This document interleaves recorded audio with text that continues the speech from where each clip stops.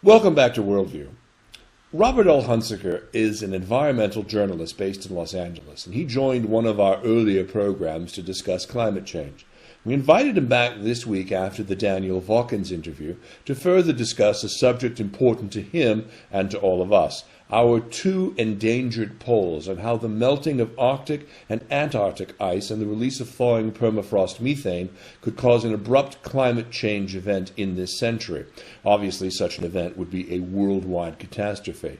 Now, Robert L. Hunziker is a freelance writer for progressive publications. He's contributed to our own UK Progressive, as well as the Dissident Voice, Z Magazine, the Firebrand Magazine, In These Times, EPOCA, which is the European Project on Ocean Acidification, Occupy Wall Street, the Progressive Radio Network, Huffington Post, and a dozen others. Robert L. Hunziker, welcome back to Worldview. Hi, Dennis. Thank you so much. Great to be with you again. It's great to have you back here. Robert, both poles are warming at faster rates than we've ever seen on this planet, anywhere else on this planet. Can we start by first comparing and contrasting the Arctic and the Antarctica, and how do these two poles compare to one another?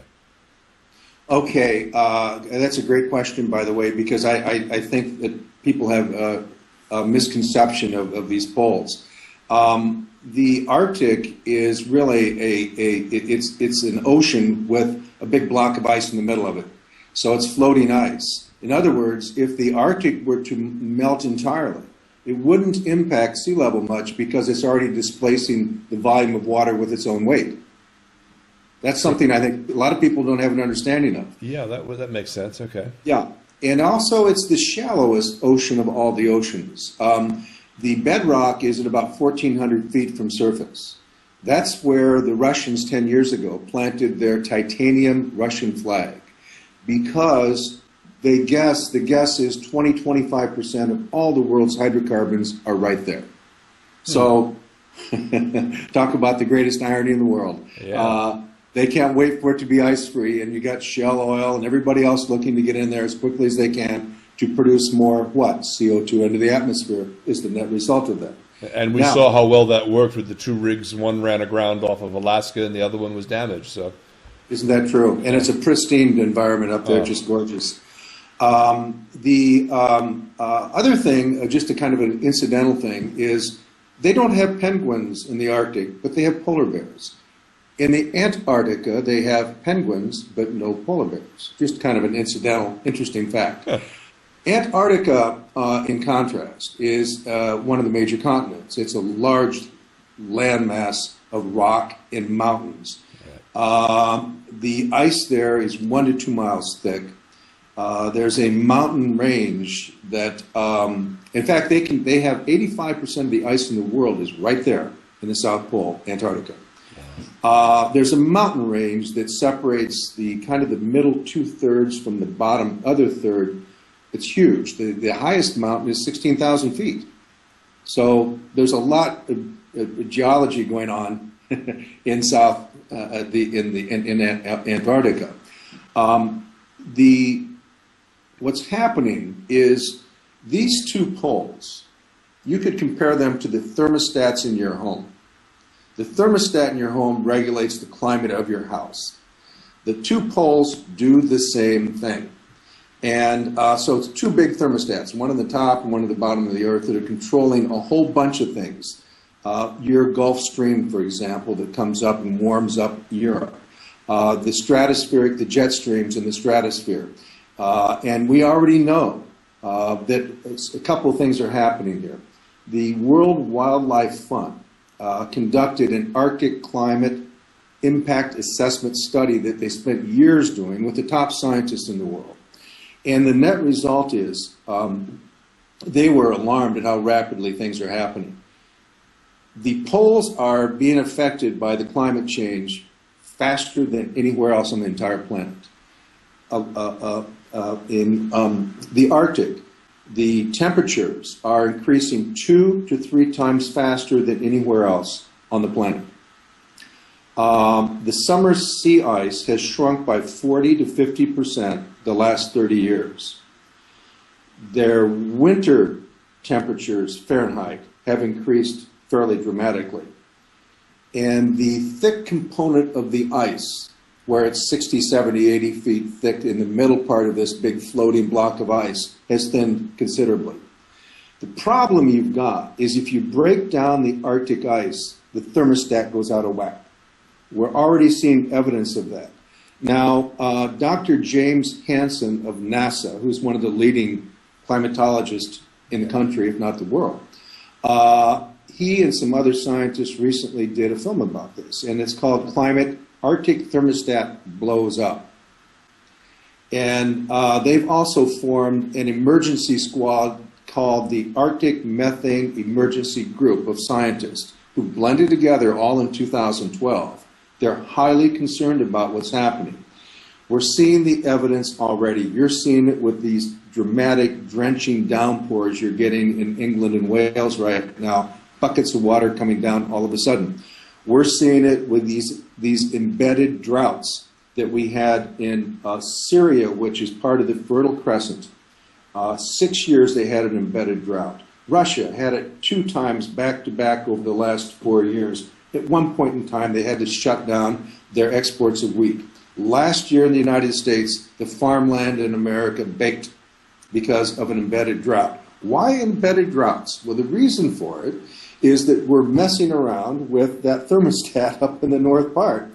And that affects, the warming of the Arctic affects the jet streams. And it's throwing the jet streams off.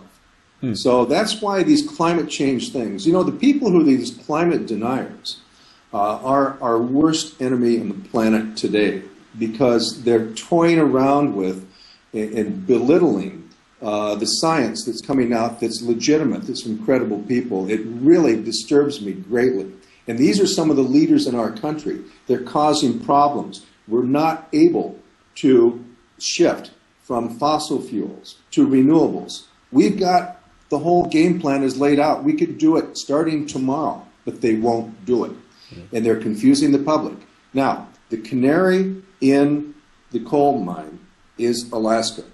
The Smithsonian did an article entitled Barov, Alaska, Ground Zero for Climate Change about 2 years ago. They had a man, boots on the ground, reporters on the ground for a month up there. And Barov, Alaska, by the way, is at the very northern point of the North American continent.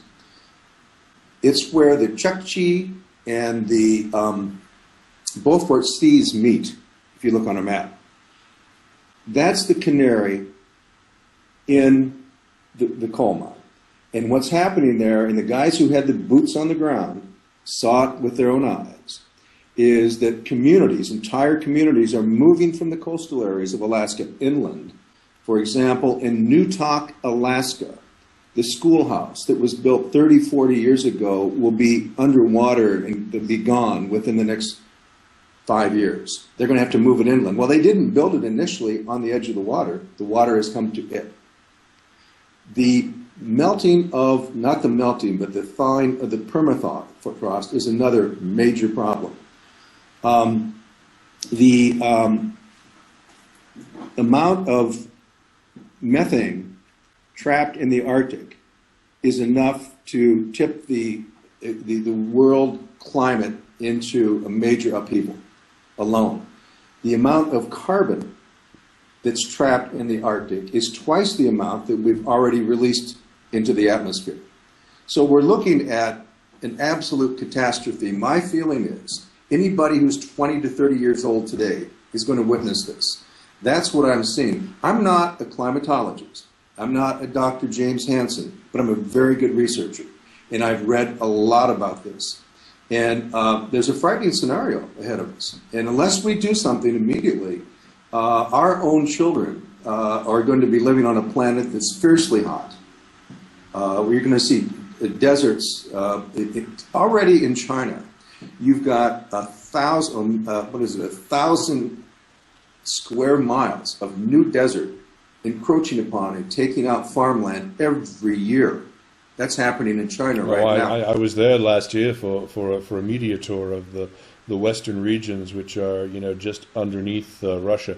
It's an incredible situation that's going on all over the world. And one of the things that Daniel Volkins talked about was that He said that some of the things that we're seeing today, the seeds were planted 20, 30 years ago, and they're just now becoming manifest. So basically, if I understand you, you're saying that we're headed for the same sort of future, that unless, even if we do something, it's going to take some time for it to completely clear itself out and move itself back. Because he's calling for, as are many, a 50%, if not more, drop in emissions just in order to keep things at the status quo. Well, I think that's right, and that's not going to happen. The world's not headed in that direction. It's headed in the direct direction of a worldwide catastrophe. Professor Stephen Pikala of Princeton made a statement. I'll read it to you. He said, and this was in my last article I wrote, he said, there's a class of almost instantaneous climate change that I call monsters behind the door. I call them monsters because were they to occur today, they would be a catastrophe. And that's really where we're headed. And let's just call a spade here. That's going to happen. The Arctic is going to be ice-free, and that's going to have a ripple effect, and that thermostat will be out of whack. It's going to throw out the thermostat down in Antarctica out of whack. We're already seeing some problems with the Western Peninsula and Antarctica. Which, by the way, is marine-based, not land-based. It's huge mountains, 2 miles thick of ice over the ocean. The ocean's starting to undercut it. It's speeding up the effect of glacial ice coming to the ocean. If that goes, quite simply, Mumbai is underwater, and so is Miami, and so is New York, and so is Los Angeles, so is London, a lot of places. Yeah. But more importantly, we're losing the world's glaciers. Anybody who tells you that the climate change is not real, ask them why the world's glaciers are melting like ice cream cones in July. Ask them that, because it's happening. We have tangible proof of it. Well, this is definitely something we're going to need to see action on immediately. Thanks again for joining us here on the show, Robert. Always very interesting to chat with you. Thank you, too, Dennis. Well, we've been talking with Robert L. Hunziker. He's a man who lives a personal mission statement. He says his personal mission is to simplify the problem in essays and articles based upon his own research of the science, and he's able to address the horrors of climate change without the circumspection required of scientists, which eventually lose the public's attention and understanding of the severity of the problem. Thanks again for being with us. Coming up next, it's the Monday Line on Wednesday, where we take on the giants of broadcasting for their short-sightedness. You're watching Worldview with Denis Campbell. Stay right here.